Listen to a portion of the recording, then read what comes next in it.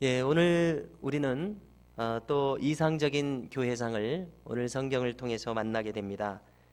그것은 바로 하나님의 보좌로부터 흘러나오는 생명수가 흐르는 교회입니다.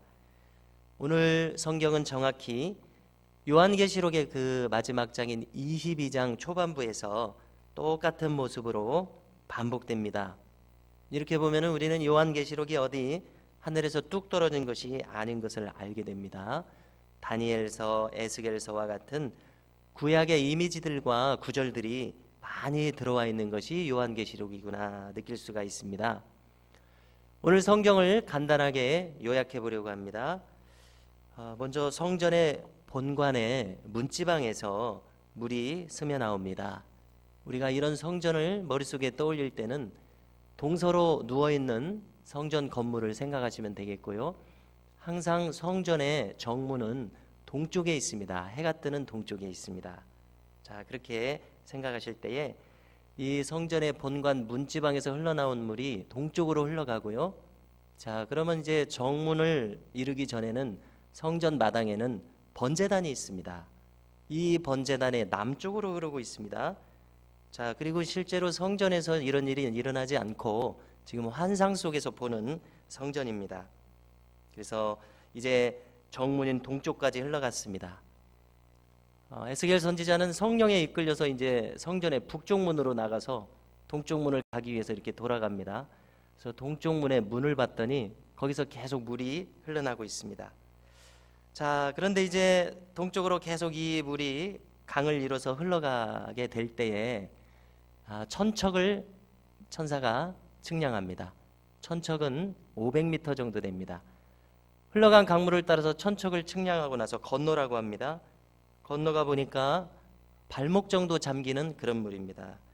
또 오른쪽으로 천척을 측량합니다. 500m를 가니까 자, 이제는 무릎을 덮는 물이 됩니다.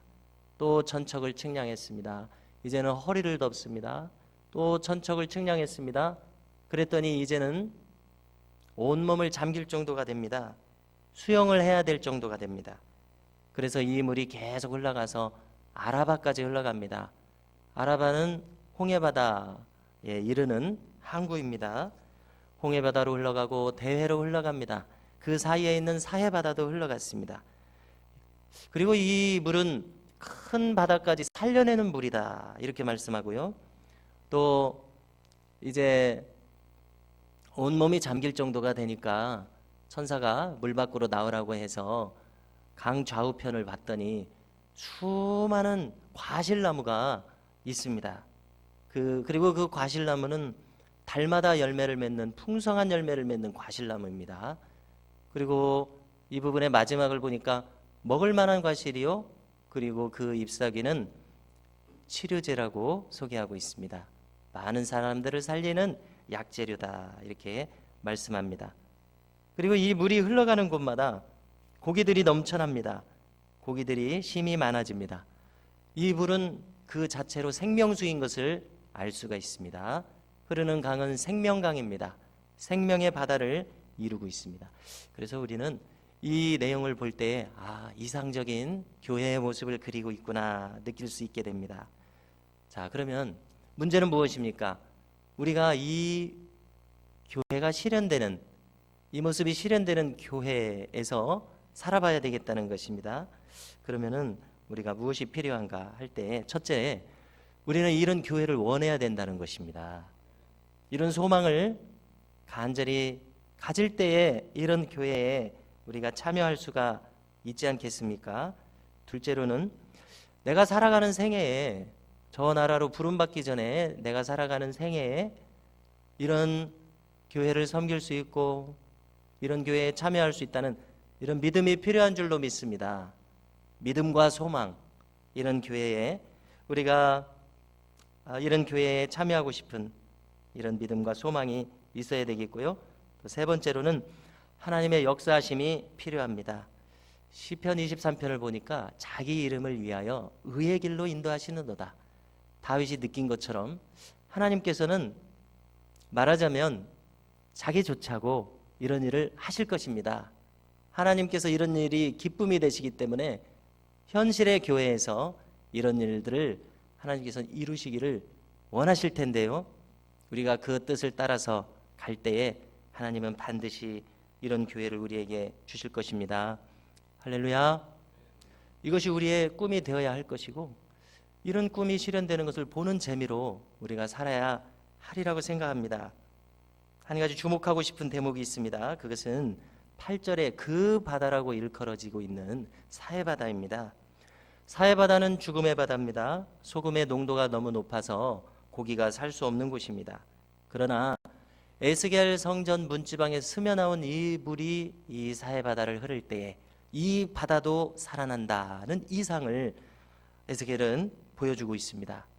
죽은 바다도 살아나는 이 놀라운 기적, 하나님은 이것을 꿈꾸고 계십니다. 그래서 오늘 우리의 교회에서 이런 일은 반드시 일어날 것입니다. 그리고 다음으로 또 주목하고 싶은 것은 이 넘치는 생명강에 우리가 들어가야 되겠다는 것입니다. 이것은 성령의 강물일 것입니다. 우리의 신앙생활이 이것이 가능하기 때문에 보여주셨다고 믿습니다. 우리가 함께 이런 꿈을 꾼다면 이처럼 보배로운 꿈은 없습니다. 우리가 많이 들은 얘기 중에 일제강점기에 최건능 목사님이라는 분이 있었습니다. 이분은 누가 쿡 찌르기만 하면 예수라는 말이 튀어나오고요, 또 쿡 찌르면은 천당이라는 말이 흘러나오는 별명이 예수천당인 이 목사님 얘기입니다. 그래서 우리가 한국 교회 역사에서 이분의 발자취를 이렇게 엿보면은 이분은 한반도와 만주에서 수많은 교회들을 개척했다는 것입니다. 평생 한 교회를 섬기기도 우리가 겨우라는 말을 써서는 안 되겠지만 한 교회 섬기기도 벅찬데 수많은 교회들을 만주벌판까지 이렇게 개척하셨다는 기록이 남아있는 것을 볼 때 정말 충만한 목사님이셨겠구나 이런 생각을 하게 되고요. 우리도 한 번쯤은 나도 저렇게 은혜 충만하게 살았으면 좋겠다 이런 마음을 우리 주님께서 주시지 않습니까? 이런 삶이 가능하다는 것입니다. 우리가 넘치는 생명강에 잠겨있는 이런 삶이 가능한데요, 먼저는 꿈꿔야 되겠고 소망해야 되겠고 사모해야 되겠고 그렇다고 생각합니다. 저는 우리 미담교회에 속한 목회자인 저로부터 모든 성도님들께서 이 충만하고 넘치는 삶을 살기를 소망하시기를 간절히 바랍니다. 하나님께서는 이루어 주실 것입니다.